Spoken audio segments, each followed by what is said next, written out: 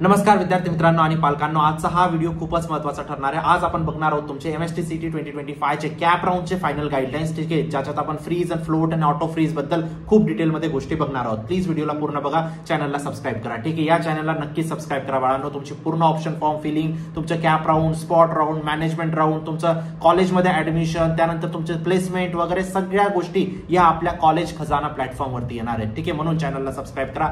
College खजाना तुम्हाला शेवटीपर्यंत, जोपर्यंत तुमचं प्लेसमेंट नाही होत तोपर्यंत तुमच्या सोबत असेल, ठीक आहे। आणि पहिल्या 10,000 सबस्क्रायबर मधून आपण टॉप लकी 100 सबस्क्रायबरला चूज करणार आहोत, ज्यांना 1500 रुपीज अमेझॉन व्हाउचर पण जाणार आहे, ठीक आहे। तुम्ही पण असू शकतात, म्हणून चॅनलला सबस्क्राइब करा। सबस्क्राइब या पर्पजने करा ना की तुम्हाला कॉलेज संपेपर्यंत तुम्हाला दुसऱ्या कोणत्या प्लॅटफॉर्म पर्यंत जाण्याची गरज राहणार नाही। सगळ्या गोष्टी मी इथं फ्री टाकणार आहे, ठीक आहे। म्हणून प्लीज चॅनलला सबस्क्राइब करून ठेवा। बघूया फ्रीज, फ्लोट, ऑटो फ्रीज बद्दल, ठीक आहे।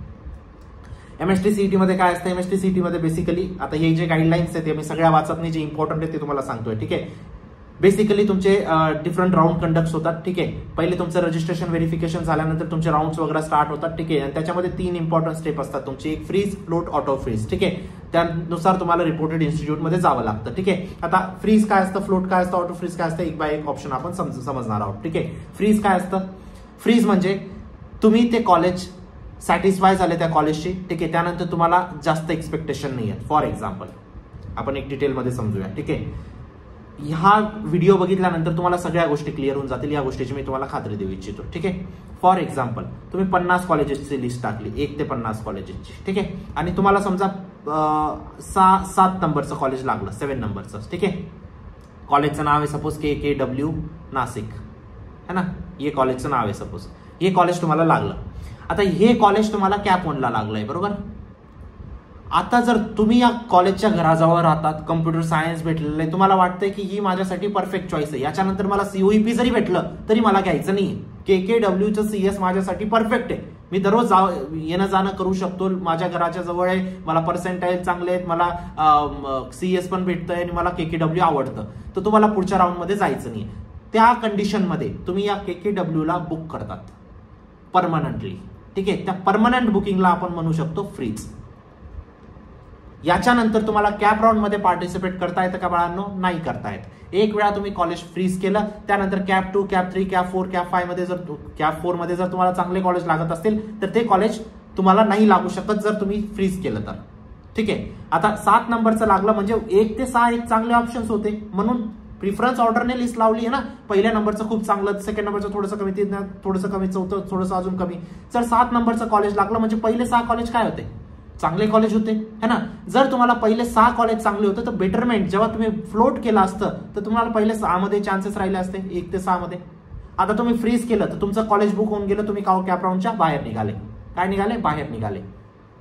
तर ह्या गोष्टीला आपण फ्रीज म्हणूया, ठीक आहे, एकदम सोप्या भाषेत। आता एक डाऊट खूप कॉमन आहे, जर मी पहिल्या राऊंडला मला COEP लागलं, सॉरी KKW लागलं सपोज, आणि दुसऱ्या राऊंडला मला 3 नंबरचं कॉलेज सपोज PICT लागलेलं होतं, PICT आहे 3 नंबरचं कॉलेज मला PICT लागलं, जर मी फ्रीज केलं नव्हतं, फ्लोट केलं असेल तर KKW ला काय केलं मी? फ्लोट केलं, म्हणजे पुढच्या राऊंडला गेले तुम्ही, फ्रीज नाही केलं, आणि PICT दुसऱ्या राऊंडला लागला। आता तुम्ही म्हणणार मला KKW पाहिजे, भेटणार नाही, KKW भेटणार नाही, KKW व्हॅनिश झाला।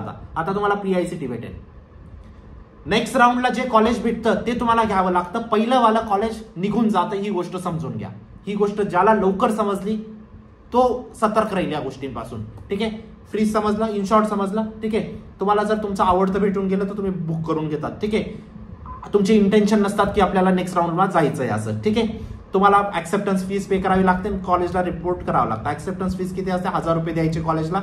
तुम्हाला सगळे डॉक्युमेंट्स, तुमचे जे डॉक्युमेंट्स घेऊन कॉलेजला जायचं आणि तुमचं ऍडमिशन बुक करायचं, कॉलेजसाठी तुमची बॅग पॅक करायला सुरू करून द्यायचं, ठीक आहे। याला म्हणतात आपण फ्रीज। फ्रीजची प्रोसेस समजली बाळांनो? प्रत्येक विद्यार्थ्याला समजले? हा, आता एक अनाउन्समेंट राहिलेली आहे, पर्सनल काउन्सिलिंगची बॅच मध्ये फक्त 100 सीट उरलेल्या आहेत। किती? फक्त 100, ठीक आहे। जे विद्यार्थी इच्छुक असतील, मी कधीच कोणाला फोर्स करणार नाही, जे इच्छुक असतील ते एनरोल करू शकतात, लिंक डिस्क्रिप्शन बॉक्समध्ये टाकलेली, सगळे फीचर्स तुम्ही इथं बघू शकता, ठीक आहे। एक पर्सनल काउन्सिलर सुद्धा अलॉट होईल तुम्हाला। पर्सनल काउन्सिलर सगळ्या गोष्टी तुम्हाला विचारेल, तुमची कॅटेगरी, पर्सेंटाईल, कोणत्या सिटीमध्ये जायचं, कोणत्या ब्रांचमध्ये जायचं, त्यानुसार तुमची कॉलेज लिस्ट बनेल। 30 कॉलेज लिस्ट तुम्हाला सीईटी सेलला सबमिट करायची ऑप्शन फॉर्म मध्ये, ठीक आहे। मी गॅरंटी देतो तुम्हाला चांगलं कॉलेज लागेल बाळांना तुमच्या पर्सेंटाईल नुसार, ठीक आहे। तुम्हाला एक पर्सनल काउन्सिलर भेटेल, कधी त्यांना कॉल मेसेज करू शकतात, ठीक आहे। तुमच्या आयुष्याचा प्रश्न इथं चूक नका करू, नक्कीच एनरोल करा, लिंक डिस्क्रिप्शन बॉक्स मध्ये टाकलेली आहे। लास्ट इयर असे खूप सारे विद्यार्थी होते बाळांनो, त्यांचे 97-98% पर्सेंटाईल होते, तरी थर्ड क्लास कॉलेजेसमध्ये शिकताय. का रे बाळांनो? मनमर्जीने कॉलेज लिस्ट बनवली, मुंबईचे काही टाकून दिले, पुण्याचे काही टाकून दिले, एकही कॉलेज लागलं नाही. ती गोष्ट तुमच्यासोबत नको व्हायला. आपल्या आई वडिलांचा पैसा वाचवायचा आहे. व्यवस्थित कॉलेज लिस्ट बनवा, व्यवस्थित कॉलेजमध्ये जा. लिंक डिस्क्रिप्शन बॉक्समध्ये टाकलेली. जर तुम्ही ऍप इन्स्टॉल केला आणि बॅच क्लोज झालेली दिसते तर समजून घ्यायचं बॅच क्लोज झालेली आहे. ठीक आहे, 100 सीट आहेत, कधी फुल होऊ शकतात. लिंक डिस्क्रिप्शन बॉक्समध्ये टाकलेली आहे. चला, आता फ्रीज का समजलं बाळांनो? कंप्लीट झालं. आता फ्लोट वरती बोलूया. फ्लोट म्हणजे काय रे बाळांनो? Accept the current seat. Current seat तुम्हाला ऍक्सेप्ट करायचंय, अपग्रेडेशन मध्ये जायचंय तुम्हाला. म्हणजे फॉर एक्झाम्पल तुम्हाला XYZ कॉलेज लागलं पहिल्या राऊंडला, तुम्ही काय म्हणतात? ठीक आहे, हे कॉलेज आहे ना, मी माझ्या खिशात ठेवतो, 1000 रुपये देतो कॉलेजला आणि माझ्या एक खिशात ठेवून घेतो आणि मी नेक्स्ट राऊंड, हे 1000 कधीच परत येणार नाही, समजून घ्या. ठीक आहे, हे 1000 कॉलेज माझ्या खिशात ठेवतो आणि मी सेकंड राऊंडला जाऊ शकतात, काही हरकत. सेकंड राऊंडला जर फॉर एक्झाम्पल याच्यापेक्षा कॉलेज लिस्टमध्ये वरचं कोणतं तरी कॉलेज लागलं, समजा हे कॉलेज तुमचं 25 नंबरचं होतं, 1 to 24 मध्ये कोणतंही कॉलेज लागलं तर हे कॉलेज तुमचं जाईल, 1000 रुपये पण जातील आणि हे कॉलेज पण तुमचं जाईल. तुम्हाला ते कॉलेज घ्यावं लागेल जे 1 to 24 मधलं जे पण कॉलेज लागलं ते. का रे बाळांनो? सिटी सेलने अशी सिस्टम का ठेवली आहे? एकदम करेक्ट सिस्टम आहे. 1 ते 50 तुम्ही कॉलेजेस टाकले, 1 ते 50 मध्ये 1 नंबरचं सगळ्यात जास्त, मग 2 नंबरचं, मग 3 नंबरचं.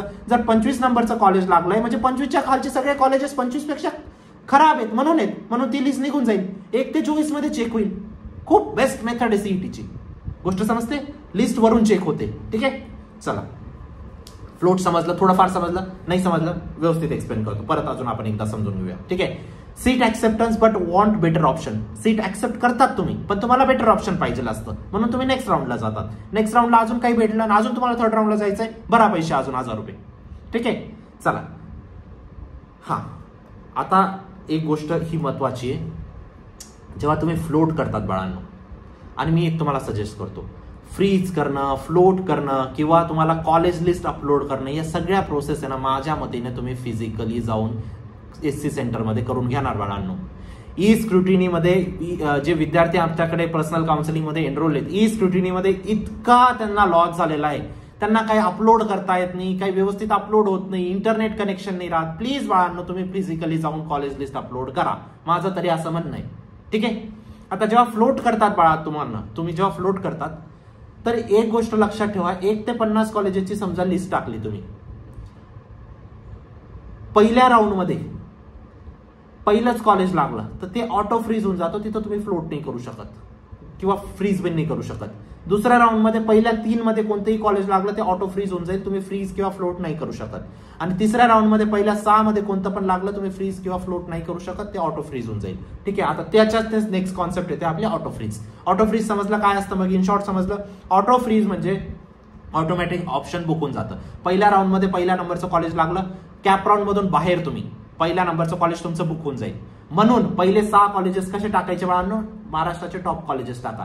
COEP, VJTI, PICT, SPIT, ICT, Cummins, Walchand, खूप सारे चांगले कॉलेजेस आहेत, हे सगळे चांगलेच कॉलेजेस आहेत. हे पहिले 6 कॉलेज टाका ना. जे पर्सनल काउन्सिलिंग मध्ये एनरोल आहेत त्यांच्या लिस्टमध्ये ऑलरेडी आम्ही पहिले 6 कॉलेजेस हेच टाकलेले आहेत. ठीक आहे, व्यवस्थित गाईडलाईन बघा पहिल्या पेजवरती, जे विद्यार्थी एनरोल आहेत ते.